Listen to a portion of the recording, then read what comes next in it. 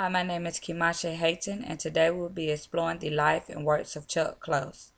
Charles Thomas Close, or Chuck Close, is an American painter and photographer who achieved fame as a photorealist through his master-scale portraits.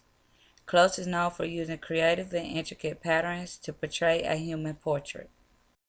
Chuck Close was born on July 5, 1940 in Monroe, Washington. Close suffered from dyslexia and did poorly in school until he found confidence making art. He was never popular in school, and his problems were furthered by a neuromuscular condition that prevented him from playing sports. Leslie and Mildred Close was the parents of Charles. Leslie was a jack of all trades with a flair for craftsmanship. He built Charles his first easel. Mildred, his mother, was a trained pianist but was unable to pursue a musical career due to financial problems. Both the Close parents were artistic and showed great support and interest in their boy's early creativity.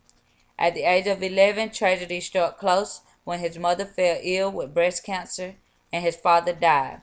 But Close's own health also took a turn for the worse, with a kidney infection that landed him in bed for almost a year. Through all of this, however, Close deepened his love for painting and art. At the age of 14, he saw an exhibition of Jackson Pollock paintings, which had a great impact on Close. He later stated that Pollock was an inspiration and it made him determined to become an artist. Close eventually enrolled at the University of Washington, graduating in 1962. Immediately after, Close headed to Yale and received his Master of Fine Arts in 1964. Close radically changed his focus at Yale, and this change is what became his signature style, photorealism.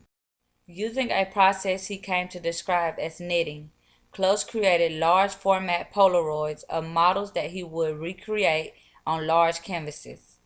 His earlier works was bold, intimate, and upfront, replicating the particular details of his selected faces. The fact that Close's art was made up of faces was more captivating when considering that he suffers from a neurological condition, prosopagnosia, or face blindness, which prevents him from recognizing faces. In addition, his pieces blurred the distinction between painting and photography. Close's big self-portrait that he created in 1967 and finished in 1968 was his first big head portrait and the first portrait of his to enter a museum collection. He stated that he chose a self-portrait simply because he was the only person around when he initiated the series. By the late 1960s, Close and his photorealist pieces were submerged in the New York art scene. One of his best-known pieces from that time period was of another young artistic talent, composer Philip Glass, whose portrait Close painted and showed in 1969 and is one of his most recognized pieces. Close's first solo exhibition in 1967 included a series of enormous black and white portraits that he had carefully transformed from small photographs to colossal paintings. He produced and magnified both the mechanical shortcomings of the photograph, blurriness and distortion, and flaws of the human face. Close focused so much on the details and flaws of the human face that within his paintings you could see enlarged pores, broken capillaries, and bloodshot eyes. To make these paintings, Close overlaid a grid on a photograph and then transferred a proportional grid to his gigantic canvases. The portrait of Philip Glass was titled Phil and still remains in the Whitney Museum of American Art in New York. As a result of Close's dramatic enlargement technique, we see Glass at an uncomfortable close distance from which every mole, hair, and wrinkle is visible. And Fanny, a giant portrait Close finger painted in 1985 of his wife's late grandmother, consisted of oil on a canvas. Close created the woman's enormous head in detail, showing the texture of her hair, watery eyes, skin wrinkles, and even the cloth of her dress. This entire work was created with his hands and fingerprints. In an interview, Close has stated that he learned very early in life that a tragedy can happen and you will get past it and you will be happy again. Well, on December 7, 1988, Close felt a sharp pain in his chest, and what happens next will lead you to believe his life will never be the same again. That day, he was at a ceremony honoring local artists in New York City and was waiting to be called to the podium to present an award. After he delivered his speech, he made his way across the street when he suffered a seizure that paralyzed him from the neck down.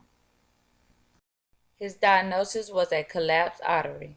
Close called this day the event, and after a few months of therapy, he had slight movement in his arms and could walk, but only a few steps. He has been in a wheelchair ever since. After a while, Close began to speak out about the impact the disability had on his life and his works. Close discussed his life and works in the book Chronicles of Courage, Very Special Artists. Although he became confined to a wheelchair, he regained partial use of his limbs and didn't let his disability stop him.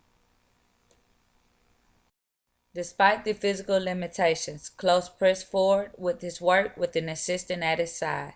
With a paintbrush taped to his wrist, Close continued to paint, but in a style that was more abstract and less precise than before. Close's position in the American art world remains unchanged. In 2000, President Clinton awarded him the National Medal of Arts, and in 2007, his life became a full-length documentary. Although this tragedy will have suppressed others, Close pushed on and his reputation and standing have not suffered.